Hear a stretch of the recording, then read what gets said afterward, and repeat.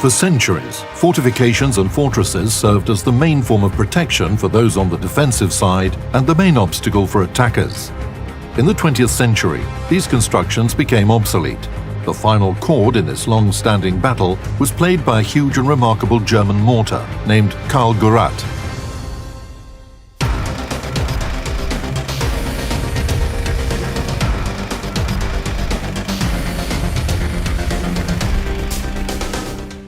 So why didn't Karl-Gerät, Adam and other giant guns serve the purpose they had been built for?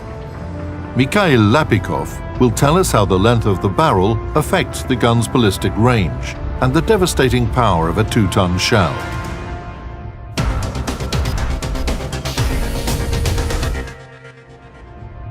Construction of the Karl-Gerät started in 1935 when the company Rheinmetall Borsig manufactured a super-heavy rifled mortar, which was designed to launch 4-ton projectiles over a 0.6 of a mile distance.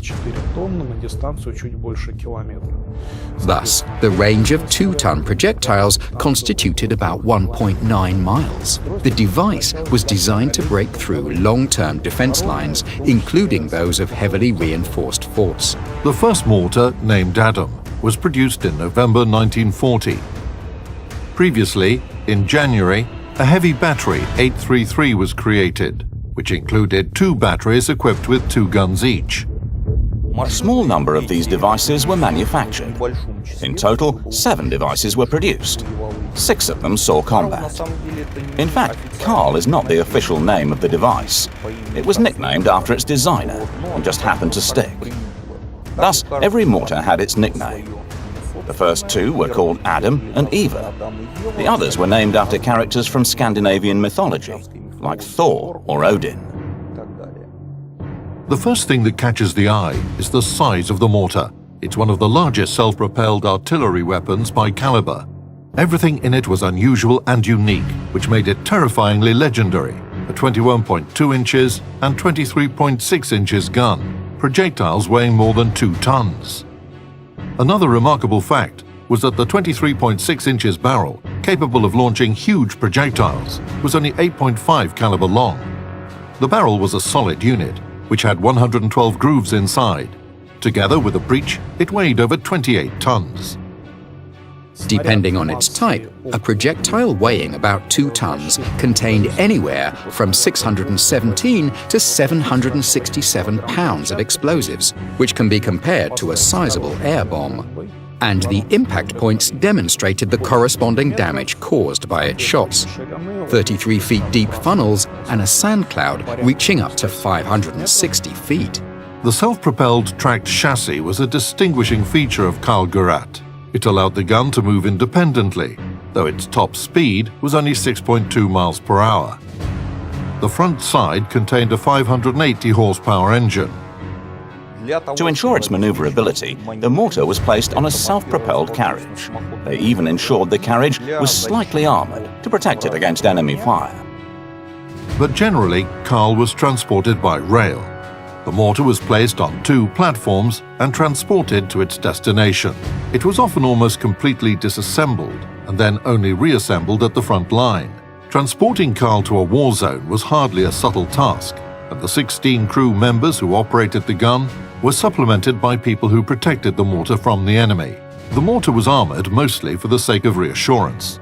This wonder machine could be easily destroyed by the World War II classic tank T-34.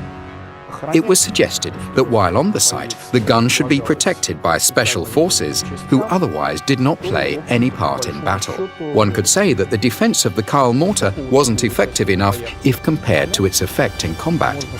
There was a need for AA gunners, communication support, and defense, depending on the presence of enemy forces.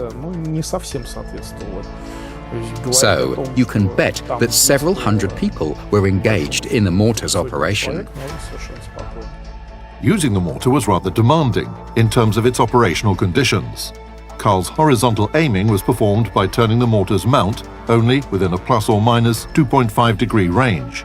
If a wider aiming range was required, they had to turn the whole chassis. Vertical aiming was within a 0 to 70 degree range. Aiming was performed manually, The shell's weight of over 2 tons should also be taken into consideration. The rate of fire was 1 round per 10 minutes, its maximum rate. So, why was that? First, the mortar was quite difficult to reload after firing. Gun overheating was another major factor that should be considered. Additionally, if the mortar was loaded in haste, the shells became stuck in the gun, which proved to be a problem to its operating personnel. The mortar was able to launch anti-concrete shells weighing 4,784 pounds, with a range of fire up to 2.8 miles. It could also launch high-explosive shells weighing only 3,748 pounds, at a distance of up to 4 miles. The shells reached the speed of 722 to 935 feet per second. One could even see them slowly flying in the sky. Karl's gun was so large that it could theoretically fire shells the size of T-34 tank turrets, which weighed about 3 tons. Its battle performance would probably be just as formidable. On the one hand, due to the huge destructive power of its high-caliber shells, they were able to severely damage a target. On the other hand, however, Karl's mortars did not play a significant role in any of its battles.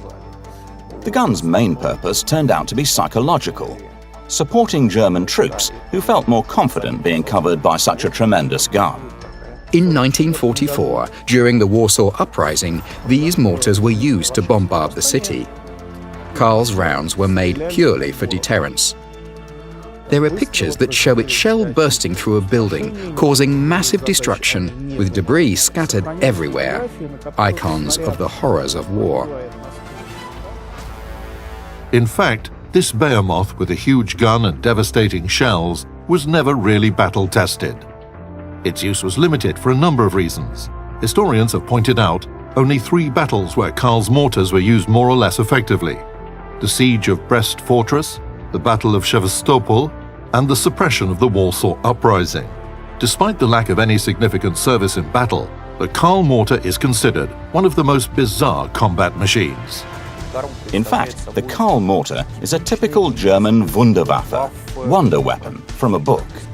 Huge, complicated, impressively designed, completely extraordinary, but absolutely useless in practice.